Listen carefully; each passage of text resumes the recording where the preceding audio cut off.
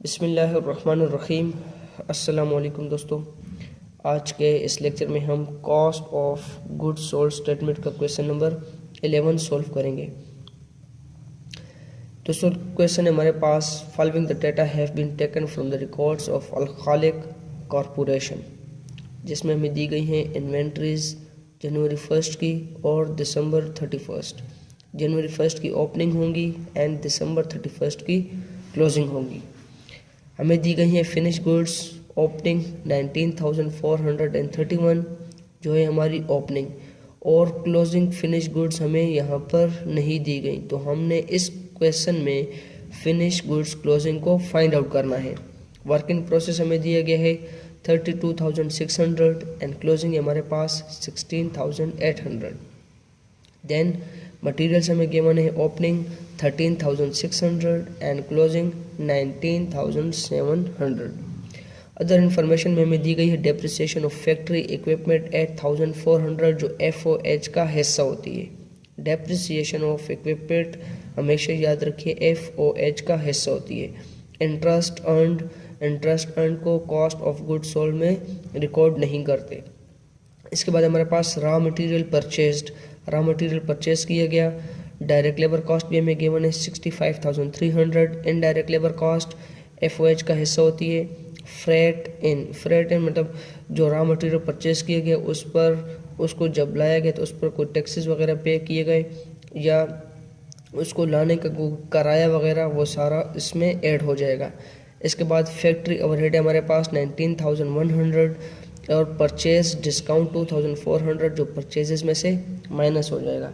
नीचे में यहाँ पर दिया गया है finish goods inventory on 1 January 480 units and on 31 December 320 units.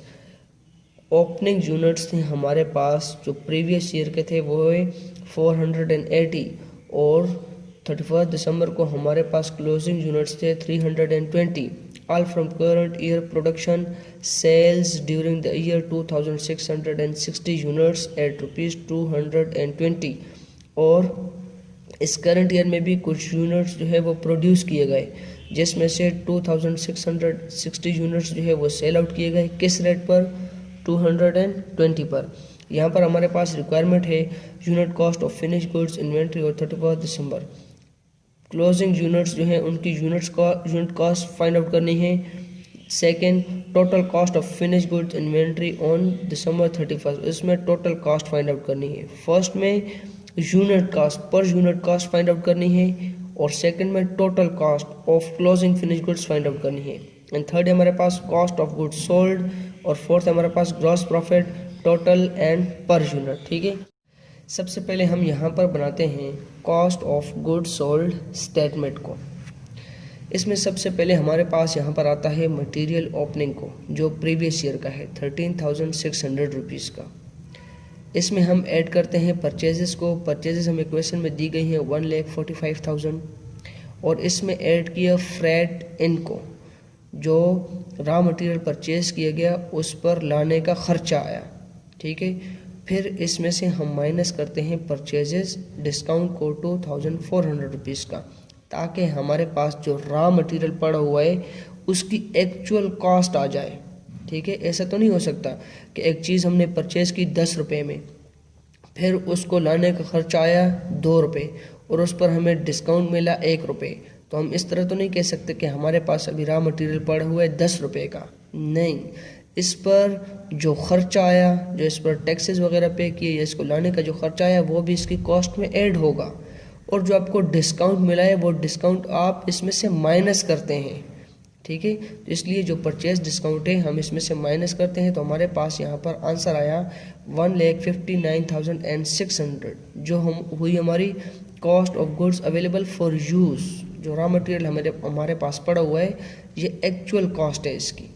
इसके बाद मटेरियल क्लोजिंग करंट ईयर के एंड में हमने देखा तो हमारे पास कुछ रॉ मटेरियल पड़ा हुआ था जिसकी कॉस्ट थी 19,700, ये हमने माइनस कर दी। हमारे पास यहाँ पर आंसर आया 1,39,900। मीन्स दैट कि हमारे रॉ मटेरियल की कॉस्ट यूज्ड हो गई कितनी? 1,39,900 रुपीज़ की। इसके बाद हम इसमें ऐड करते हैं डायरेक्ट लेबर कॉस्ट को। डायरेक्ट लेबर कॉस्ट हमें क्वेश्चन में दी गई है 65,300 रुपीज़ की। इन दोनों को ऐड किया, हमारे पास यहाँ पर आंसर आया 2,05,200 और ये हुई हमारी प्राइम कास्ट। ठीक है, फिर इसमें हम ऐड करते हैं FOH कॉस्ट को। FOH कॉस्ट आप यहाँ पर देख लें क्वेश्चन में, हमारे पास है डेप्रिसिएशन FOH कॉस्ट का हिस्सा है, उसके बाद मटेरियल परचेज ये नहीं आएगा, डायरेक्ट लेबर भी नहीं आएगा, इनडायरेक्ट लेबर FOH का हिस्सा है, इसके बाद फ्रेट इन नहीं आएगा, फैक्ट्री ओवरहेड भी FOH का हिस्सा है। ठीक है, तो ये तमाम अमाउंट्स आपने ऐड कर देनी है और यहाँ पर FOH कॉस्ट के सामने आपने लिख देना है जो होगी 61,000 rupees. Prime cost plus FOH cost, हमारे पास यहाँ पर आंसर आया 2,66,200 जो होगी हमारी करंट मैन्युफैक्चरिंग कॉस्ट। क्लियर। अब वर्क इन प्रोसेस ओपनिंग है हमारे पास 32,600 जो ऐड हो जाएगा। करंट मैन्युफैक्चरिंग कॉस्ट में वर्क इन प्रोसेस ओपनिंग को ऐड किया, हमारे पास यहाँ पर आंसर आया 2,98,800 और इसमें से वर्क इन प्रोसेस क्लोजिंग को माइनस किया 16,800, हमारे पास यहाँ पर आंसर आया 2,82,000 जो होगी हमारी कॉस्ट ऑफ गुड्स मैन्युफैक्चर्ड। ठीक है, अब इसमें फिनिश गुड्स ओपनिंग जो हमें क्वेश्चन में दी गई हैं वो फाइंड आउट, वो यहाँ पर रिकॉर्ड करनी है 19,431। ठीक है, हमारे पास यहाँ पर आंसर आया 3,01,431 जो हुआ हमारा cost of goods available for sale. और फिनिश गुड्स क्लोजिंग हमें यहाँ पर आप देख सकते हैं क्वेश्चन में नहीं दी गई। ठीक है, तो ये हमने फाइंड आउट करनी है, ये मैंने ऑलरेडी यहाँ पर लिख दी है, लेकिन मैं आपको बता देता हूँ कि आपने इनको फाइंड आउट कैसे करना है। सबसे पहले हमारे पास यहाँ पर होगी वर्किंग वन। वर्किंग वन में होगी total cost of finished goods closing.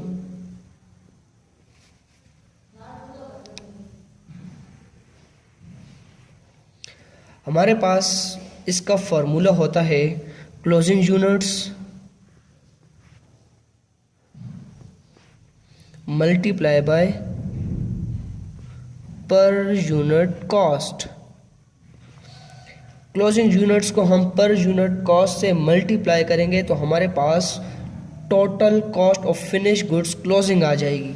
ठीक है, अब यहाँ पर आप देख सकते हैं क्लोजिंग यूनिट्स हमारे पास कितने हैं 320, तो क्लोजिंग यूनिट्स 320 कर देंगे और पर यूनिट कॉस्ट हमें नहीं पता कि क्लोजिंग यूनिट्स की पर यूनिट कॉस्ट कितनी है, तो हम यहाँ पर करेंगे working to.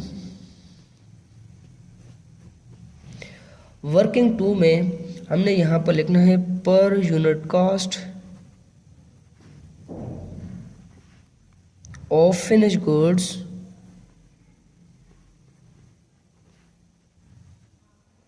Closing.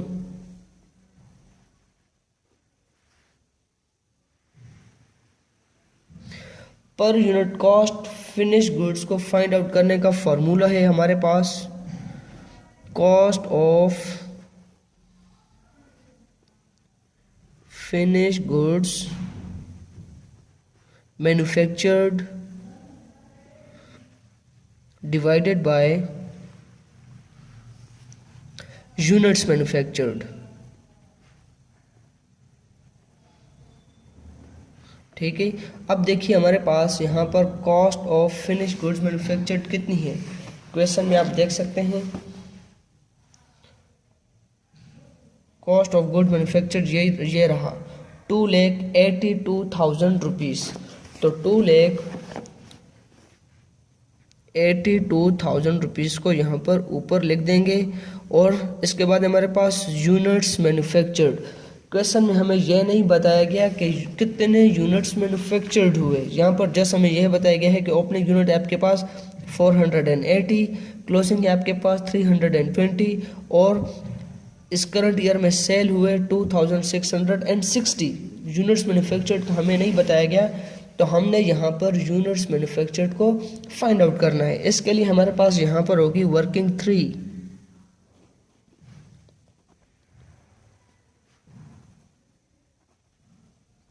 Units manufactured का फॉर्मूला है हमारे पास सोल्ड यूनिट्स, इसके बाद है हमारे पास लेस ओपनिंग यूनिट्स जो हमारे पास प्रीवियस ईयर के थे ओपनिंग यूनिट्स, और फिर उसमें हम ऐड कर देते हैं क्लोजिंग यूनिट्स को। ठीक है, सोल्ड यूनिट्स, उसके बाद इसमें से हम माइनस कर देते हैं ओपनिंग यूनिट्स को और इसमें ऐड कर देते हैं क्लोजिंग यूनिट्स को। ओपनिंग यूनिट्स को यहाँ पर हमने माइनस इसलिए किया ताकि हमारे पास करंट ईयर में जो यूनिट्स मैन्युफैक्चर हुए वो आ जाएं। जो ओपनिंग यूनिट्स थे ये तो हमारे पास प्रीवियस ईयर के थे, और क्लोजिंग यूनिट्स को इसलिए हमने यहाँ पर ऐड किया क्योंकि ये हमारे पास करंट ईयर के हैं। ठीक है, तो अब यहाँ पर आप देख सकते हैं सोल्ड यूनिट्स हमें बताया गया है 2660, ओपनिंग यूनिट्स हैं हमारे पास 480 एंड क्लोजिंग है हमारे पास 320। तो इनको हम यहाँ पर रिकॉर्ड कर देंगे।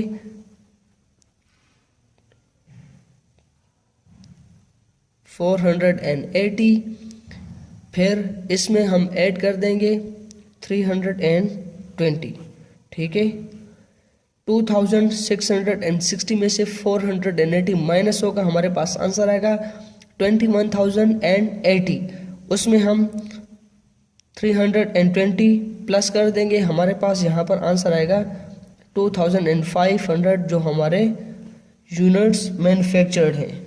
ठीक है, अब इन यूनिट्स को क्या करते हैं यहाँ पर रिकॉर्ड करेंगे 2,82,000 डिवाइडेड बाय 2,500। हमारे पास यहाँ पर यूनिट कॉस्ट आएगी 112.8 पर यूनिट कॉस्ट। क्लियर? अब इन पर यूनिट कॉस्ट को हमने यहाँ पर रिकॉर्ड कर देना है 112.8। ठीक है, तो हमारे पास यहाँ पर इसकी कॉस्ट आएगी 36,096। अब आप देखें हमारे पास टोटल फिनिश गुड्स की कॉस्ट आ गई 36,096 रुपीज़। पर यूनिट कॉस्ट भी हमने फाइंड आउट कर दी और यूनिट्स मैन्युफैक्चर्ड भी हमने फाइंड आउट कर ली। यहाँ पर क्लोजिंग में हमने लिख दिया 36,096 रुपीज़। इसमें cost of goods available for sale में से क्लोजिंग फिनिश गुड्स माइनस किया, हमारे पास यहाँ पर cost of goods sold I 2,65,335। ठीक है, अब यहाँ पर देखिए हमारे पास रिक्वायरमेंट में हमने unit cost of finish goods per unit cost find out कर ली, total cost of finish goods भी हमने फाइंड आउट कर ली, कॉस्ट ऑफ गुड्स सोल्ड भी हमने फाइंड आउट कर ली। अब हमने यहाँ पर फाइंड आउट करना है ग्रॉस प्रॉफिट को, तो ये हमारे पास होगी वर्किंग 4।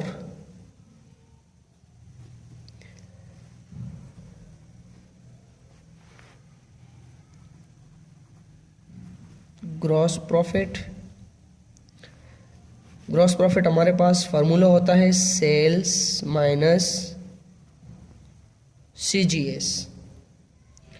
अब देखिए हमारे पास सेल्स कितनी है, क्वेश्चन में हमें यहाँ पर बताया गया है कि सोल्ड यूनिट्स हमारे पास 2,660, जो सेल हुए 220 पर यूनिट पर।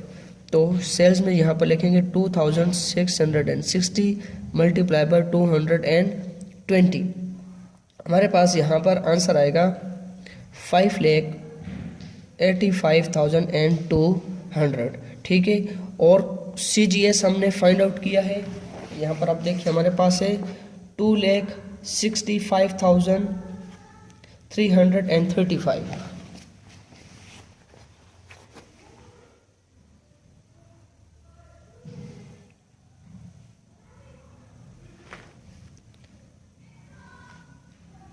हमारे पास यहाँ पर ग्रॉस प्रॉफिट आया 3,19,865 एंड फिफ्थ रिक्वायरमेंट है हमारे पास ग्रॉस प्रॉफिट पर यूनिट।